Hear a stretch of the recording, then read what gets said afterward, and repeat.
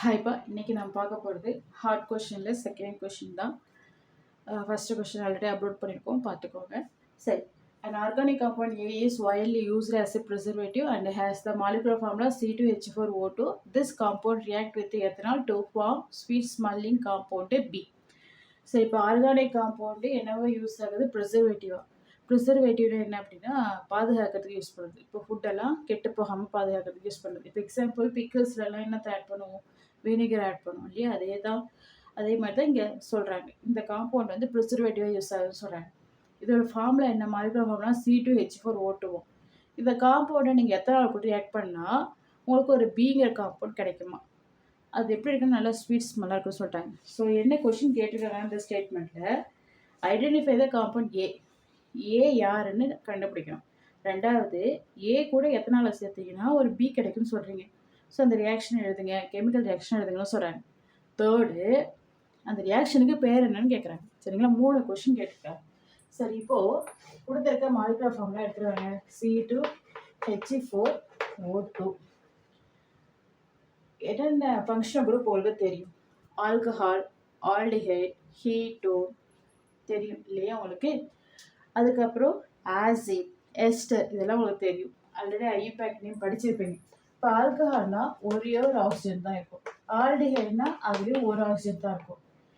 Ketone அப்படின்னா அதுலேயும் ஒரு ஆக்சிஜன் தான் இருக்கும். ஆசிட் அப்படின்னா அதில் 2 ஆக்சிஜன் இருக்கும். இதுவே எஸ்டர் அப்படின்னா அதில் 2 ஆக்சிஜன் இருக்கும். ஸோ ஒன்று ஆசிடாக இருக்கலாம், இன்னொன்று எஸ்டராக இருக்கலாம் இந்த ஃபார்முலாவில்.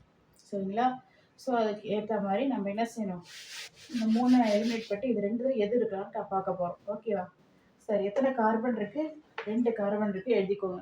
கார்பனோட பேலன்ஸ் என்ன, 4. கம்பைனிங் கெப்பாசிட்டி 1 2 3 4 போட்டாச்சு.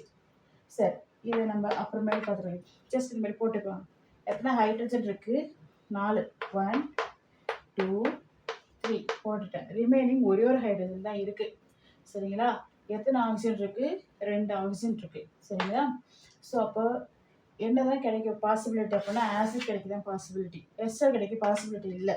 ஏன்னா இங்கே RCOR இங்கே இருக்கிறது பாருங்கள், இது அல்கைல் ஓ அரையில். அல்கைல் அரைல்னா என்னன்ட்டு ஃபர்தராக 11th கிளாஸில் படிப்பீங்க. 11th ஸ்டாண்டர்டில் படிப்பீங்க.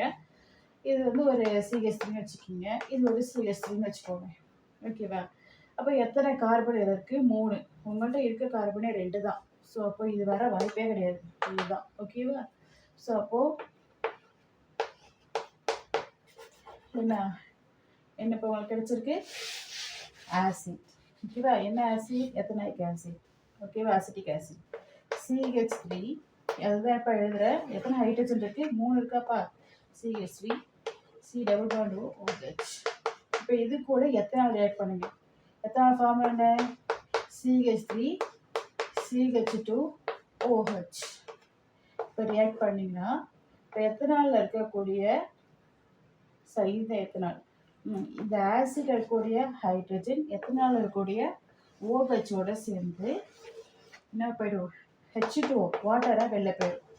ஹைட்ரஜனும் OHும் சேர்ந்தா H2O வெளில போயிடுமா. அதேமாதிரி நீங்கள் சேர்த்து எழுதுங்க. CH3 C double bond O bond O. இங்கே இருக்கிறத இப்படி எழுதக்கூடாதுப்பா, CH3 CH2 அப்படி எழுதிடக்கூடாது, தப்பு. சரிங்களா.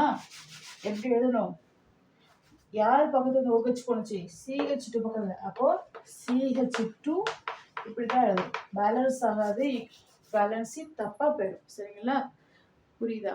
கீழே அவங்கள பார்த்துக்குங்க எப்படி இருக்குன்னு. CH3 C double bond O bond O, அப்புறம் பாண்டு CH2 பாண்டு CH3 தான் எழுதணும். இங்கே என்ன செஞ்சிடக்கூடாது, இந்த கடைசியில் CH3 CH2 போட்டுடக்கூடாது, அதுதான் சொல்கிறேன்.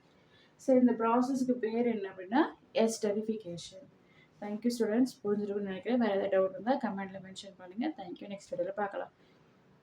வேறு ஏதாவது உங்களுக்கு கெமிஸ்ட்ரி ரிலேட்டட் டவுட் இருந்துச்சுனாலும் சொல்லுங்கள், அதுக்கு ரிலேட்டடாக வீடியோ அப்லோட் பண்ணுறேன். தேங்க்யூ.